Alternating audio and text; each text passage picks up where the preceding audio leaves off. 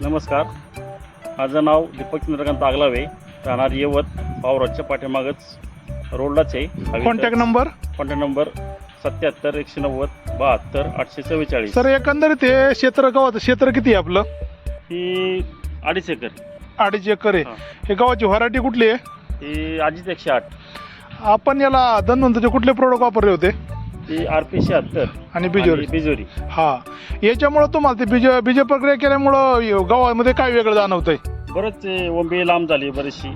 आणि मित्र, आपण समोरच पाहत आहोत की हा जो 2.5 एकराचा गव आहे, याला फक्त धन्वंतरीच्या RPS आणि बीजाची बीज प्रक्रिया केल्यामुळं गव्हाची उगवण 100% झाली. गव्हाची पूर्ण वाढ एकसारखी आहे.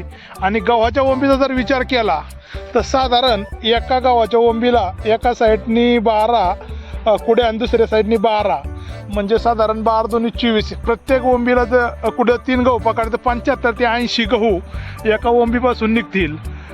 सर, मला एक असं सांगा की एकंदर तुम्ही बीज प्रक्रिया केल्यामुळं समाधानी आहात का? हो, भरपूर समाधान आहे. असा गहू तुम्हाला मिळणार नाही बघायला. हा, तुम्ही अजून इथं दुसऱ्या पिकांना कुठं धन्वंतरी प्रोडक्ट वापरता? आम्ही गुलछडी आहे मॅडम, आपली साधी नॉर्मल गुलछडी आहे आणि एक बेंगलोरी एक आहे.